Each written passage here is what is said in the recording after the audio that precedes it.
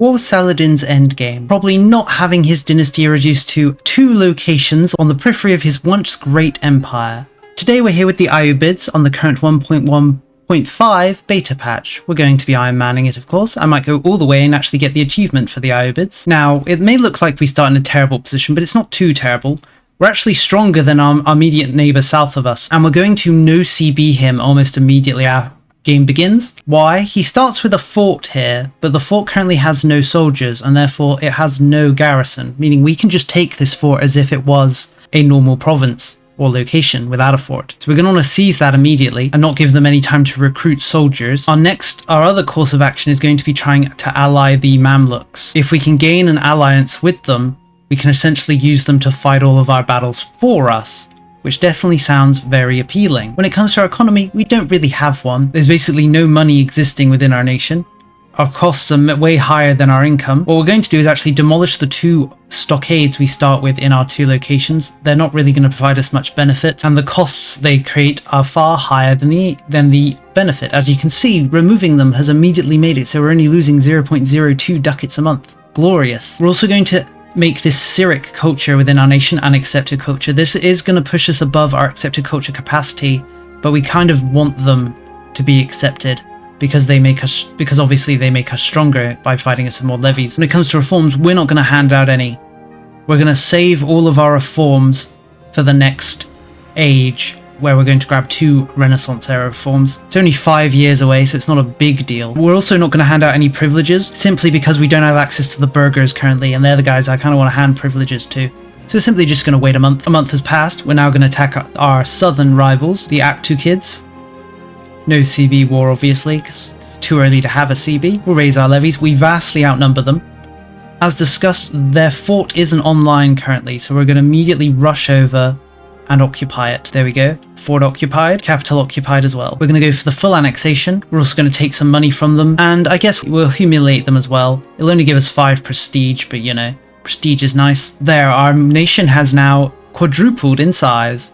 First thing we're going to do is delete this fort. Forts aren't really going to save us if we are in a losing battle, so better to just get rid of them. The costs they add to our country are too immense. Now that we have all this land, we want to core it. There is something to be said for doing the old just vassal maxing strat, but in this current patch, vassal maxing is actually quite difficult because vassals are very trigger happy when it comes to declaring their independence and forming independence movements. Now, well, here's a nice event. I was going to mention the privileges I wanted to hand out to the burghers, but they're here asking for one already, which means we can hand them the treasury rights without actually having to spend legitimacy. And yes, now that we control this town here, we do have access to the burghers now. Our country is now its usual estate size. Our crown authority has plummeted though by taking in all this new land with low control. So that's something we're going to need to address. We're close to achieving max legitimacy. Once that's done, we can fully focus on coring. Their legitimacy is maxed. We're still not making a positive income, as you can see. There is something to be said for inflation maxing, but it's not actually very good. I mean, it won't improve our income. If it would, we'd definitely be doing it. But it also increases the cost of everything. Appointing cabinet ministers, passing laws, even upgrading from a county to a duchy would be affected by our inflation. So we're going to try and avoid inflation maxing if we can. Instead, we're actually going to demolish the buildings that are increasing our costs. These marketplaces, they're not making us much money, so we're going to get rid of them. We're also going to tax our estates beyond the usual equilibrium levels, because we want to squeeze every penny we can out of them. Here's our first parliamentary debate. I was hoping for the one that would let us integrate land faster, but it didn't show up. Oh well.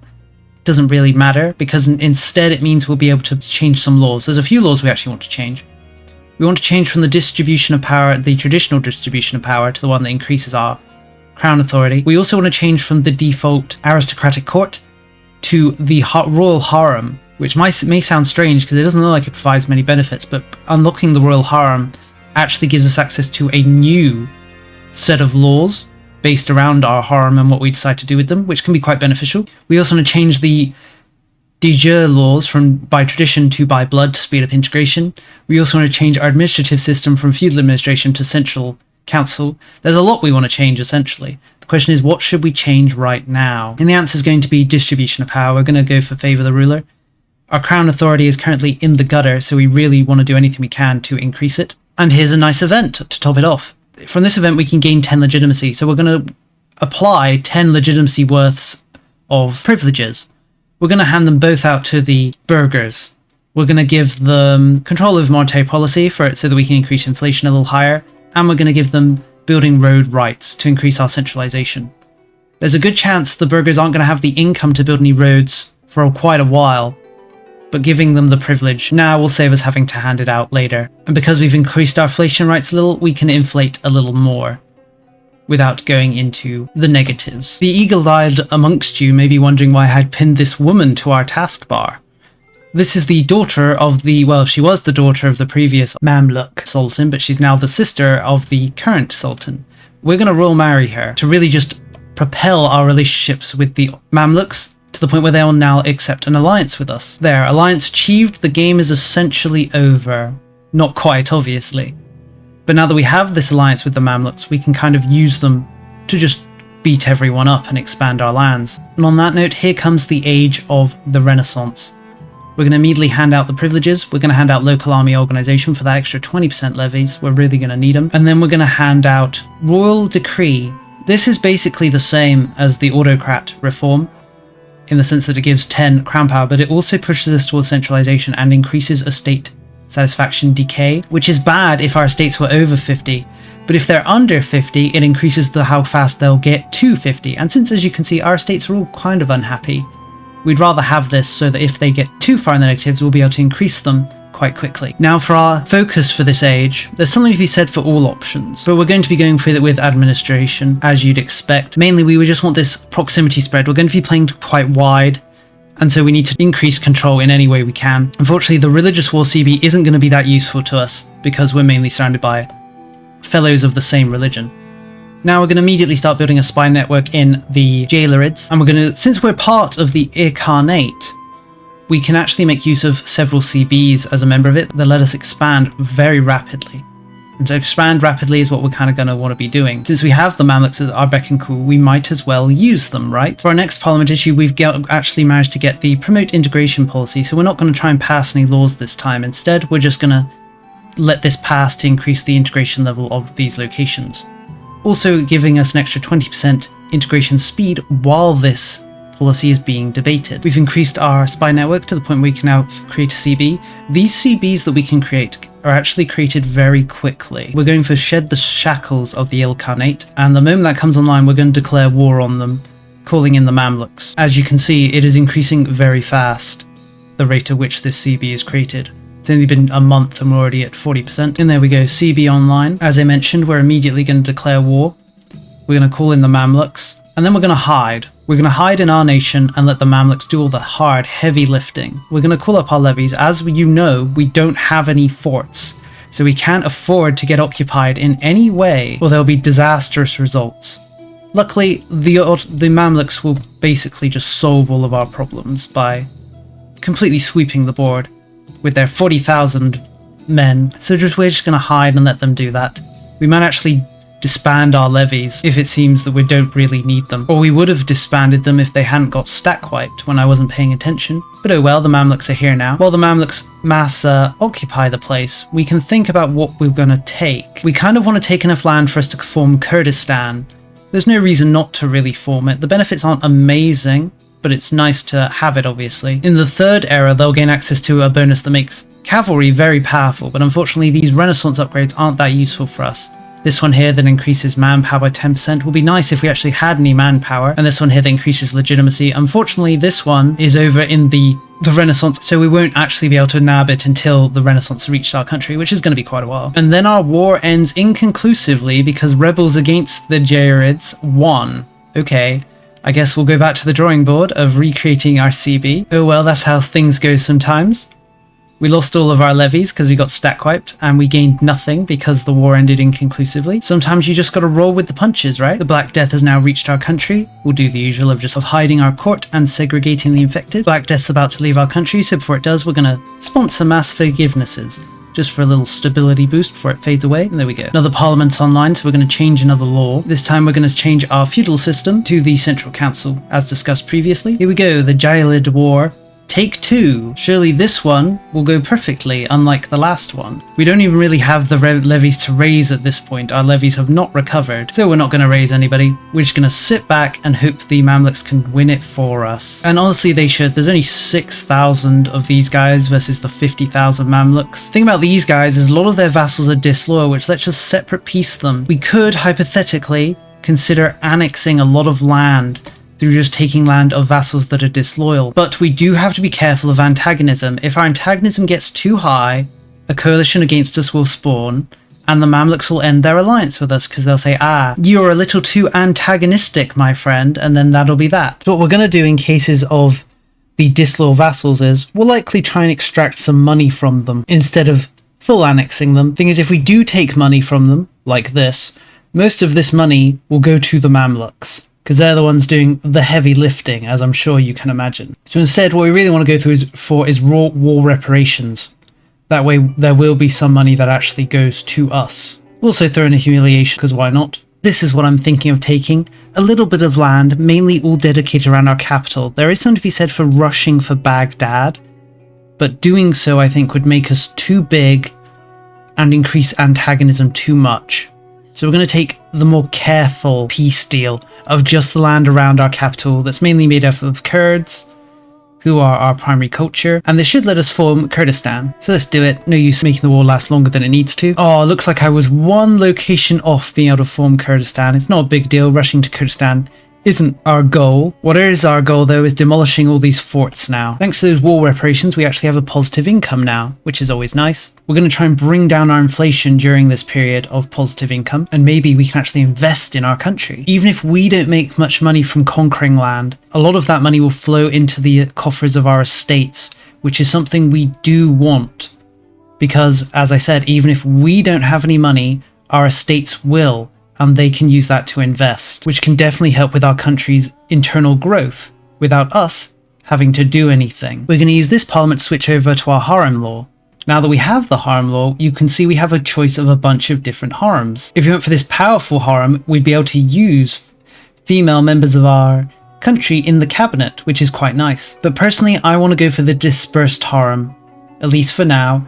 It increases the education of our heirs, which increases the rate at which the abilities increase for children by 5%, all of them across the board, and gives us a massive -2% to our cost of court.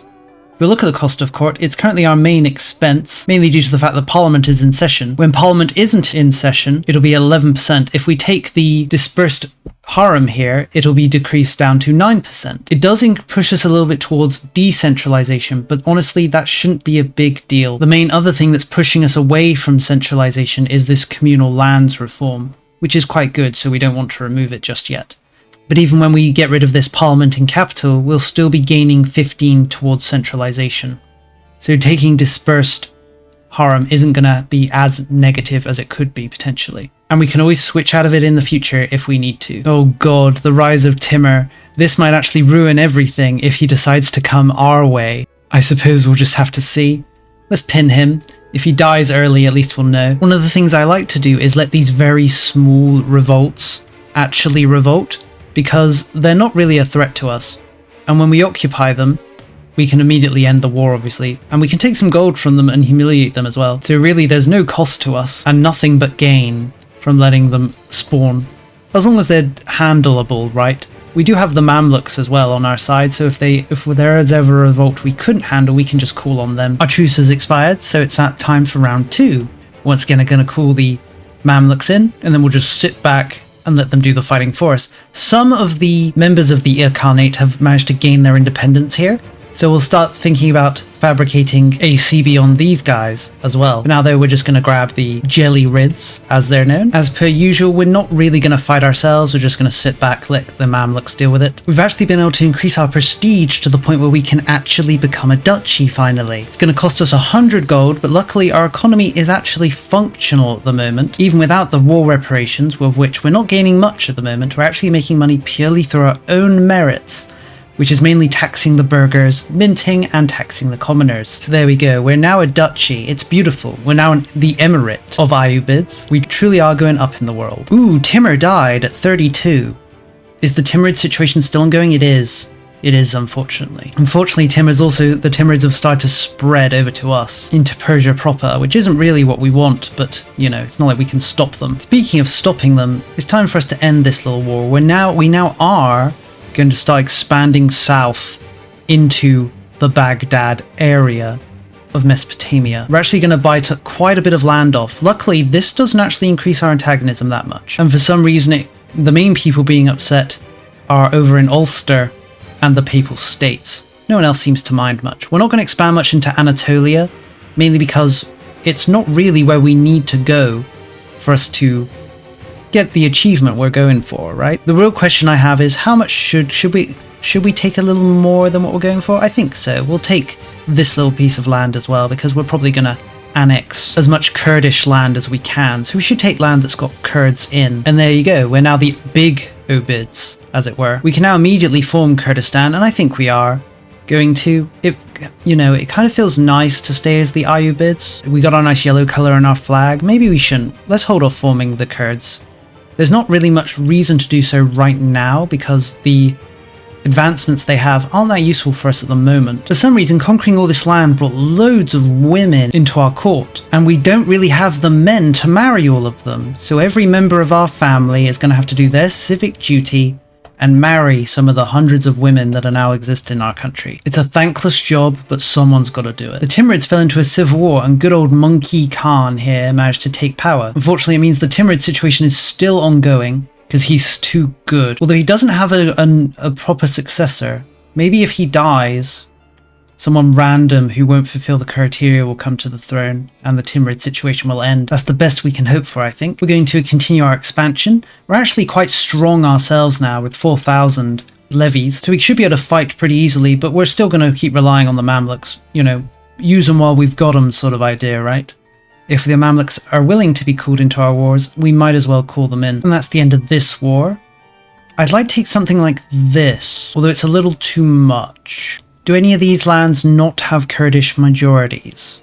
Or at the very least a large amount of Kurds? No, it's all pretty pure Kurdish land, so we're going to have to give up some of it, I guess.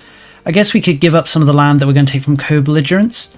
On the similar note, I was about to mention, we need to keep an eye on our antagonism as usual. Some of the nations here that are gaining quite a bit of antagonism are ones we're going to full annex though, so it's not a big deal, I don't think. I think we're going to take this as our peace deal. We'll also take a bit of money. Most of that will go to the Mamluks for their service. There is something to be said for us trying to actually form the Ilkhanate. We'll need to lay claim to the title though, and to do that we'll need to get someone in our court to be of the Borghini family. Currently there is no one, so we don't have the option. But if the option does become available, we could do it. It would let us go on and form the Ilkhanate, which doesn't really have any downsides. Oh, there go the Timurids. The infamous peasant horde is no more. How did they die? I'm not sure, but I guess they're dead. Let's hope those Timurid peasants will not evolve into a new threat. We're going to continue gobbling up Ilkhanate land because it's so cheap and easy. As I mentioned, we'll continue to use the Mamluks as long as they're willing to be used. Really, we're just focusing on building up a power base so that we ourselves can turn on the Mamluks and face them. With the Timurids disintegrated, and the Ottomans not really doing much of note, the Mamluks are our main enemy. If we can become strong enough to defeat them, there should be nothing stopping us achieving our overall goals. There, a nice healthy chunk of land absorbed. Being part of the Ilkhanate does have its benefits because of how cheap it is to just annex all of this land. Although we have reached a point where maybe we should start handing out some vassals. We've currently got around 10,000 levies, but most of our land is uncored, as you can see. If we gave out any land, we'd be essentially weakening ourselves and handing out land to the vassals. So I just kind of want to just hang on to everything myself. We could potentially build a local governor somewhere, and that's likely what we're going to do. What we're probably going to do is once we call Baghdad, we're going to move our capital there, and then we'll likely make a province up here, depending on the river network, a local governor to help spread control in this northerly area. Our nobility have finally have enough income that they are beginning to expand the RGOs in our provinces. How beautiful.